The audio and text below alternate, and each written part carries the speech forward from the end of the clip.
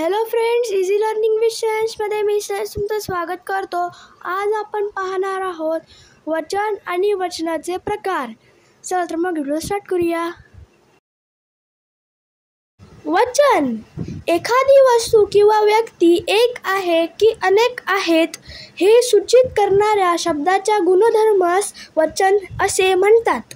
मराठी व्याकरणामध्ये वचनाचे दोन प्रकार आहेत, एक वचन आणि अनेक वचन. एक वचन जेव्हा वस्तू किंवा व्यक्ती एकच आहे असे समजते तेव्हा त्याला एक वचन असे म्हणतात. उदाहरणार्थ फूल, मासा इत्यादी. अनेक वचन जेव्हा वस्तू किंवा व्यक्ती अनेक म्हणजे एकापेक्षा जास्त आहेत असे समजते तेव्हा त्याला अनेक वचन असे म्हणतात.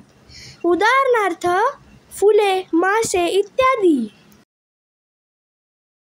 आता आपण एक वचन आणि अनेक वचनची आणखी काही उदाहरणे चित्रांसहित पाहूया. काही शब्दांचे एक वचन आणि अनेक वचन सारखेच असतात.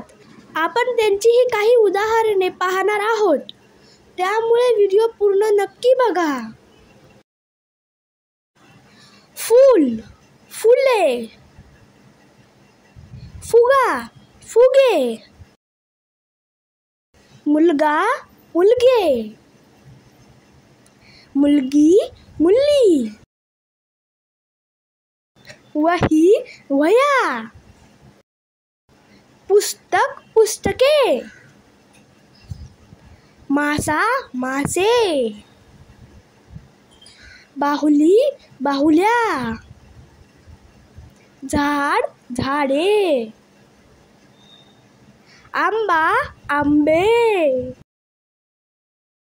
घोडा, घोडे. डोळा, डोळे. फुलपाखरू, फुलपाखरे. चावी, चाव्या. बादली, बादल्या. घर, घरे. सायकल, सायकली. पान, पाने. कपाट, कपाटे.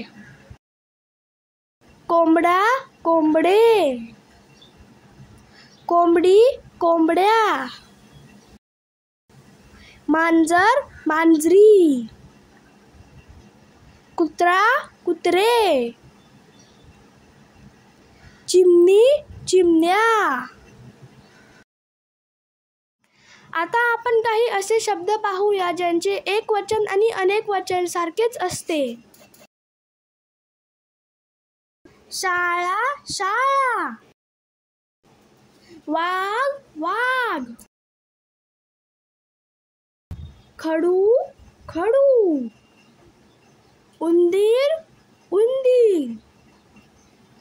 बाण, बाण. चेंडू, चेंडू. हत्ती, हत्ती. Pen, pen. विद्यार्थी, विद्यार्थी. रुमाल, रुमाल. चिकू, चिकू. सफरचंद, सफरचंद. तर फ्रेंड्स, तुम्हाला व्हिडिओ कसा वाटला ते मला नक्की कमेंट करून सांगा आणि माझ्या या व्हिडिओला लाईक करा, शेअर करा आणि चॅनलला सबस्क्राईब करायला विसरू नका. Thank you friends and bye bye.